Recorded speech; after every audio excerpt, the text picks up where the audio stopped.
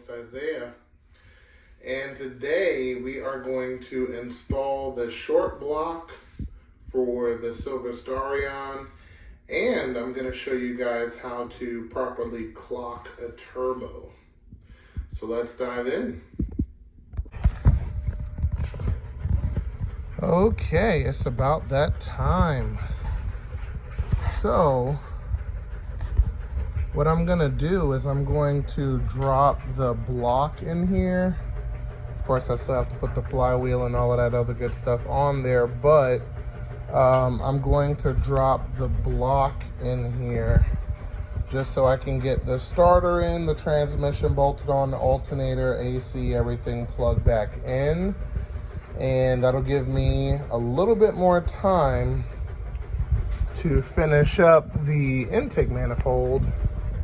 And for the intake manifold, I have to do the fuel rail. So that'll give me time to knock that out, and then I can plug in the oil cooler, power steering stuff like that. So hopefully we'll be able to knock all of those goodies out and keep moving forward. So let me see.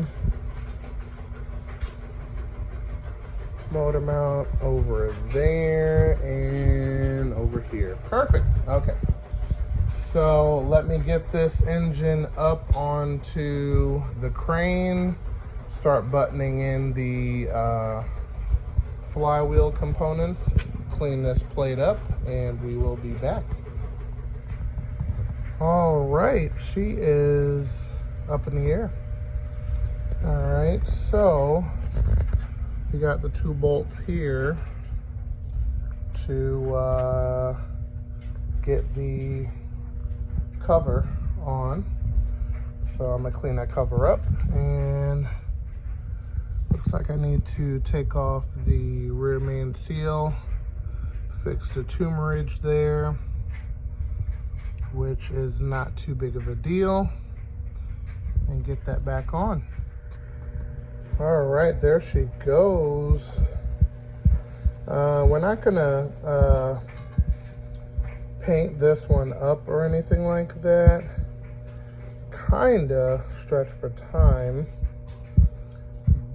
as far as hoist, but yeah, but she's clean enough. We're not gonna slide any paint, and she goes on like so. We got the 2 bolts there, so I'm gonna pop those on real fast and start the flywheel, and we'll be back.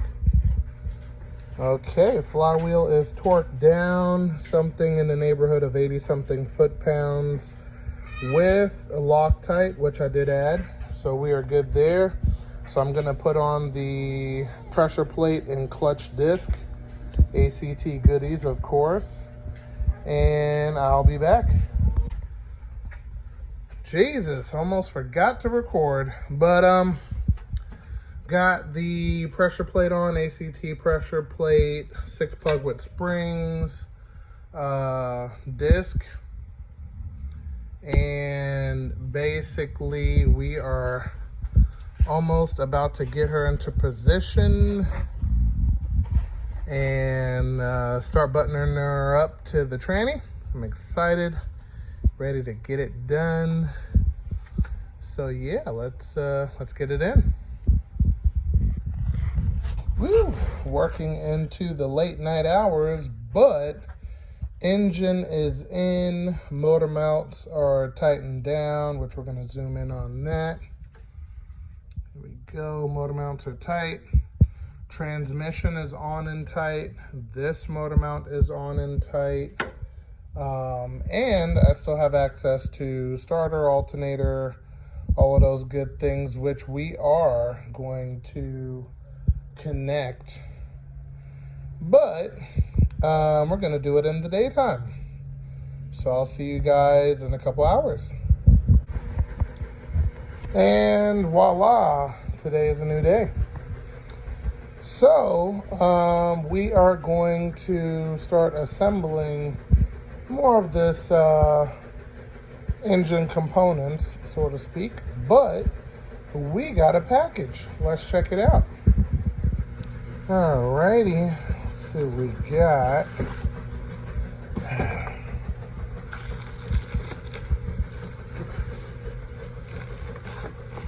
How in the world? Okay.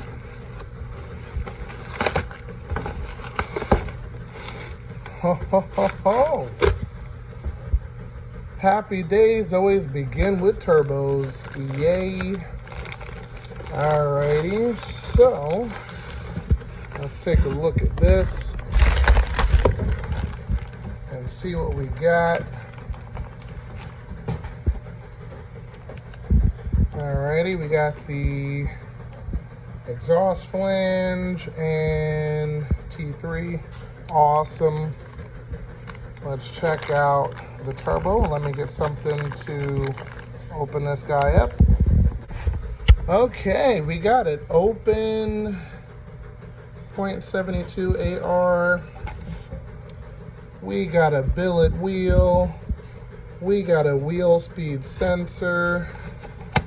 Let's see what else we got. All right, we got oil and water ports. And okay, let me tell you about this turbo. Okay, it is a, well, let me get the specs. Hold on a second. Okay. All right, so it is a GTX 3582 R2. Okay, so this turbo is made to flow up to 850 horsepower max. Okay, it's got billet wheel, as you can see here. It's dual ball bearing, and it has the speed sensor piece. And we have a pretty decent AR, so spool time will be next to nothing. And this is for the Starion. So this is the new turbo we're running. Yes, it is an eBay unit, which saves money. And I've seen people plenty reliable with it, so I'm not really worried about it in general. But she is here. She is beautiful. She's ready to go. So yeah, this is the turbo we're going to be using. It is a huge upgrade to the turbo that was on there. It was a old Garrett single or dual ball bearing, but not billet wheel or any other fancy items like that. But she's here. She's going to put in work. This is what we're using. Price was very affordable and not overkill. And plus, a lot of people are talking about precision turbos have cheap Chinese parts in them. Well, then if you get the cheap Chinese part to begin with, you save money. My little horrible philosophy, but nonetheless, this will definitely work. And I'm excited for it. I want to hear what this sounds like, boosting.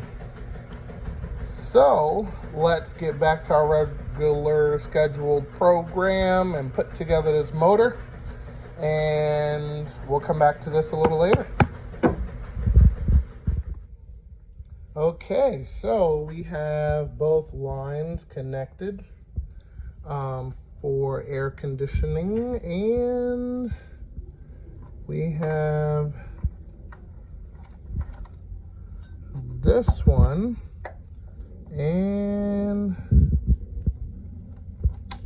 this one not connected as of yet. The original harness for this car was removed and sold. Actually came out through that guy. You have to remove the fender and it unplugs under the dash.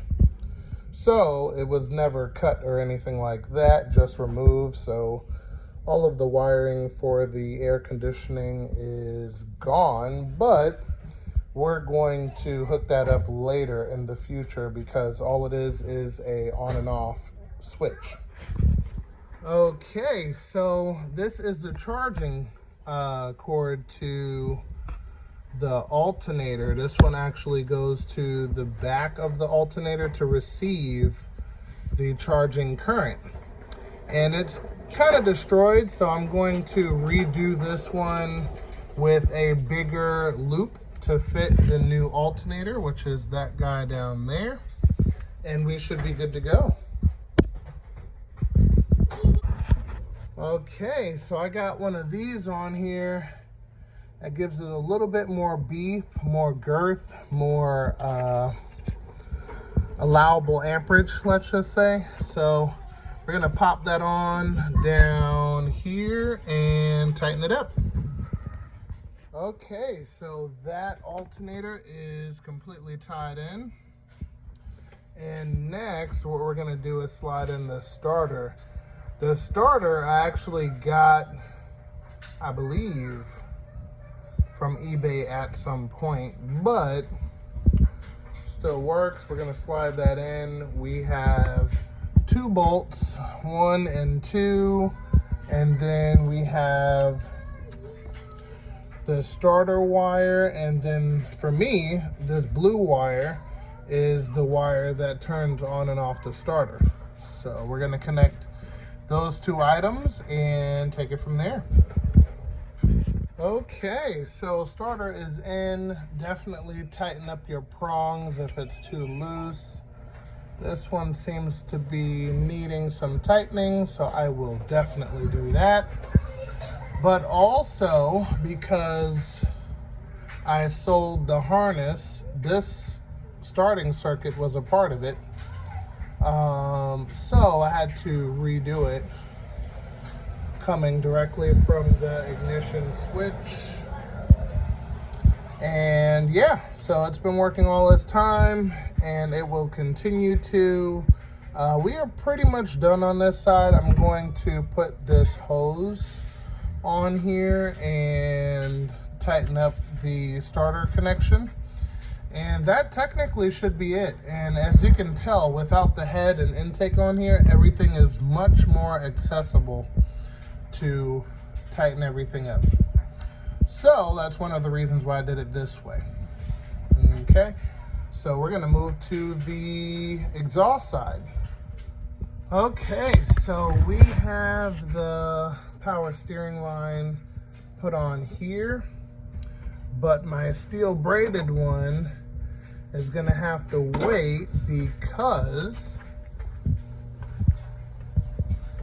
this piece here broke. That vibration ended up taking this piece off. So I'm gonna go to my hose place, get this piece replaced, and then I'll be connecting the power steering. But for right now, we could definitely go without it. So that, and I have to get a 45 instead of a 90 here, so it'll give me a little bit of a slant. And we'll take that piece from there. But we can add the oil cooler fittings right now, so we're gonna do that. Bolt that down, and I'm gonna get the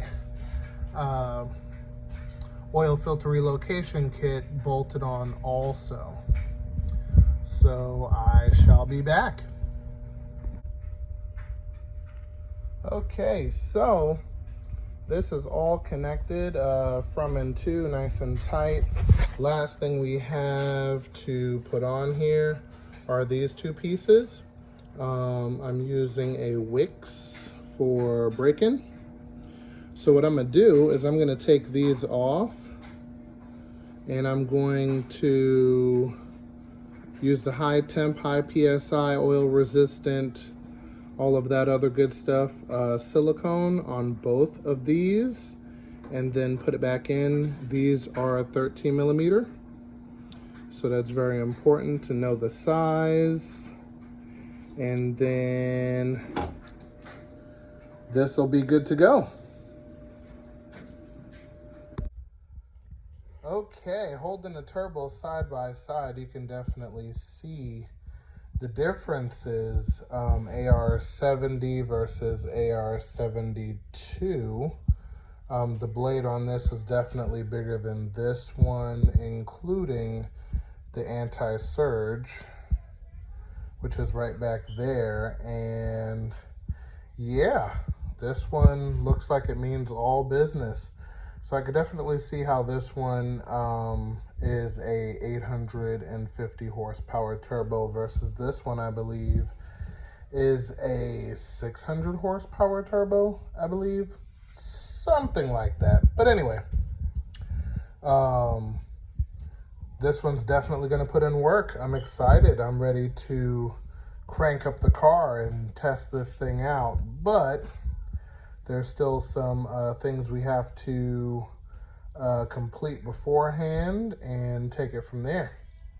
So this one's going to go on the Starion. This one's going to have 3-inch downpipe, 38mm wastegate, and pretty much taking it from there. This one is going on the Mirage for the pursuit of 500 horsepower, and this one should definitely be great for the Mirage because it's smaller trim, which means quicker spool, and all of that good stuff there. So it's going to be exciting to have both of these turbos connected to their new home.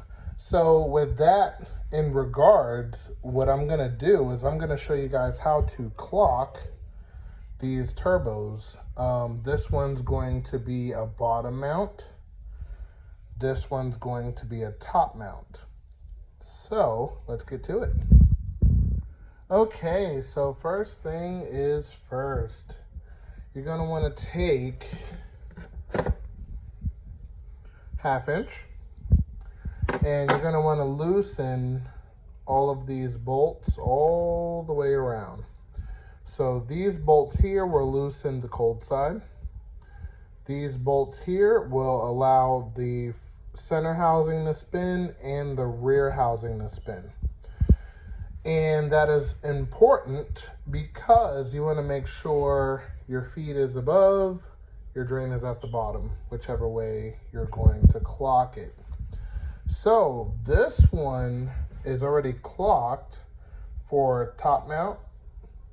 Okay, so basically from here you can pretty much bolt on the exhaust manifold and the intake, cold and hot. So we're going to redo this one because this one's going for a bottom mount style. So this one is going to be going for a top mount style. So I'm going to loosen all of these bolts and I'm going to clock it accordingly and let you guys see how everything goes. Okay, so now with it loose, as you can see, you can twist the housing to whichever way you want. And same deal with the face housing. So we'll flip this around. Alrighty. See, and you can turn the face housing wherever you want. And yes, so that is pretty much all to it as far as clocking is concerned. Then you have the center cartridge. The center cartridge needs to be facing at 12 o'clock for the feed. It has to be within 15 degrees. So if you need it a little bit over one way to clear the turbo manifold, or a little bit over the other way to clear a turbo manifold, however which way, supposed to be within 15 degrees so the oil doesn't start to puddle up around the ball bearing. So ball bearing turbos, this one and that one, have a reducer on the feed line that brings it to pretty much a pinhole. So ball bearing turbos only need a thin film of oil to function properly. Ball bearing, or excuse me, non-ball bearing and what they call a floater or thrust type bearing, you can put as much oil as you want through there. It's going to stay lubricated and it's not going to cause any problems. So those are the type of turbos that you'll see a big fat hole on the feed. Pretty normal. Usually diesel trucks and things of that nature have a setup like that. So what I'm going to do is I'm going to clock the center housing, face housing, lock everything down, and then that should be our finished product. So we'll take a look at that shortly and take it from there. Okay, so you could see exactly how this turbo is clocked. So it would bolt on to the T3 manifold just like that, and then this port will be aimed towards the firewall for you to run the tube that comes around like that to the intercooler, and taking it from there. But on the feed side of things, this is a 4AN. Okay, let's get a good look at that. That's very important because when you order a brass version, because the aluminum version has a tendency to strip and fall apart and vibrate loose and God knows what else, you know, to get a 4AN fitting that threads into this guy with the, well, this whole piece will be brass, and so will that, to make sure there's no leaks. So, you know, that's a nice upgrade you can do. This one actually already has that on there. You see the brass fitting at the bottom. It has a built-in reducer on it and a 4AN piece above it. So this one's set and ready to go. And the reason I know about the the 4AN fitting falling apart and stripping is because I actually had one break off in here and I had to use a Phillips screwdriver to get it out. So that is definitely a good upgrade. I'm going to do that to this one, and that'd be this one, and get that ready to go. Okay, so because this one is a little heat soaked, it's a little harder to move, and never mind all of that oil on the blade. That is from the previous motor, and the cracked piston from the Starion. All of that stuff has been replaced, of course, including some machine shop time. So this is, you know, aftermath oil, no big deal. It's gonna blow that out. But because this has been used, rear housing is a little tough to move. That's where the rubber mallet comes into play. But I am getting everything turned into the proper area, which I'm going to show you once it's done. But that is the manifold for the bottom mount for the Mirage. So I'm going to show you what everything looks like bolted on, and we'll take it from there. Okay, so this is pretty much where we're going with this big guy. Flange meets up to the head like that. Everything through the bottom. Yep, that's going to come out really good. So there's some minor clocking I have to do because the feed is past the 15 degrees. So I'm gonna have to turn that fitting the opposite way and kind of stand it up just a little bit more. So I'm gonna continue clocking, and yeah, this will give you a general idea of what it's supposed to look like. And this gives you an even better idea. So that's flush right now. And then this is up because this is a bottom mount. So this guy needs to be a lot closer to the flange. And then the drain will go straight down to the oil pan. And yep, this will have the angle coming out so we can put the boot and go this way. So that looks perfect.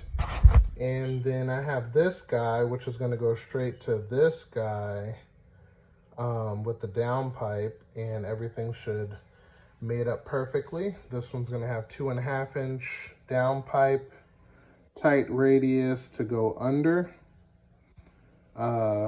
which you'll see later on, especially when we start assembling the turbo Mirage. So we'll see a lot more of that, but this is just to give you an idea of where it's going, and it's looking pretty good. But this one is bottom mount. And this is top mount in all of its glory. So it bolts to the head here. Then this is the setup here. Down pipe comes off slightly, goes right down this way, 3 inch, and booyah. That is top mount and bottom mount. See, so we got the 4AN right at 12 o'clock. This elbow pointing right to where it needs to be. And it looks like perfection. This one has a 44mm V-band wastegate. So that can be moved any position I want, and that is it.